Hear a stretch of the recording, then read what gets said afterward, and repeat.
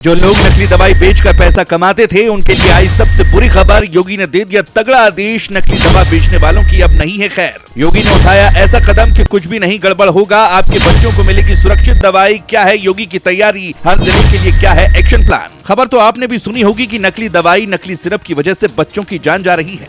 राजस्थान से लेकर मध्य प्रदेश तक ऐसी खबरें सामने आ चुकी हैं, मगर योगी आदित्यनाथ ने न सिर्फ कफ सिरप वाले मामले पर तगड़ा एक्शन लिया और कहा कि एक भी मामला किसी बच्चे की मौत का सामने नहीं आना चाहिए।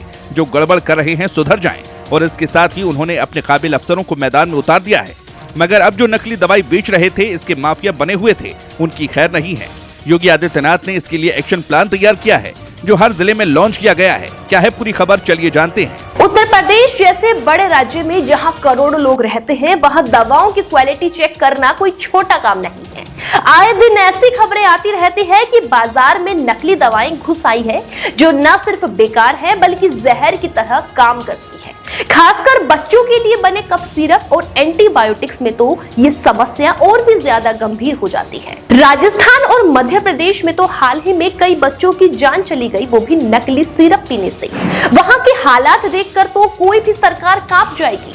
लेकिन दोस्तों, योगी सरकार ने सोचा बस अब बहुत हो गया, जनता का भरोसा टूटना अब और ज्यादा बर्दाश्त नहीं होगा। इसीलिए शुक्रवार को ही खाद्य सुरक्षा और औषधि प्रशासन विभाग की समीक्षा बैठक में सीएम योगी ने जोरदार निर्देश दे दिए हैं और कहा है कि नकली दवाओं की जड़ से कटाई करो, वरना सख्त कार्रवाई होगी। दोस्तों, अब सवाल ये है कि एक्शन प्लान में क्या क्या शामिल है।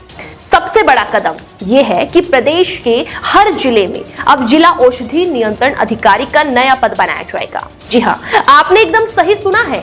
अभी तक तो 13 जिलों में औषधि निरीक्षक है ही नहीं और कई जगह एक ही ऑफिसर दो जिलों का जिम्मा संभाल रहा है। दोस्तों, ये तो वैसा ही है जैसे एक डॉक्टर पूरे शहर को देख रहा हो, और जब ऐसा होगा तो गड़बड़ होना तो लाजमी है। लेकिन अब ये सब बदलने वाला है। हर जिले में एक डेडिकेटेड ऑफिसर जरूर होगा जो सिर्फ दवाओं की निगरानी करेगा। दोस्तों, ये ऑफिसर औषधि निरीक्षकों को कंट्रोल करेगा और सीधे जिला मजिस्ट्रेट से जुड़ेगा। मतलब लोकल लेवल पर तुरंत एक्शन हो सकेगा।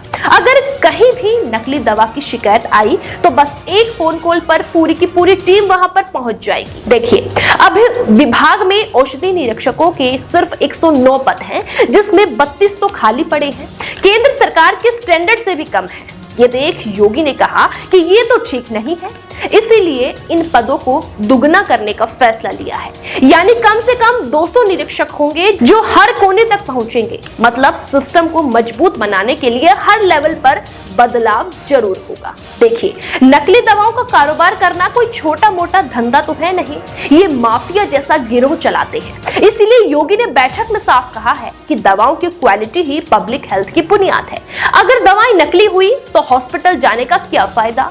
लोग तो घर बैठे ही खतरे में पड़ जाएंगे, खासकर ग्रामीण इलाकों में जहां लैब टेस्टिंग की सुविधा है ही नहीं।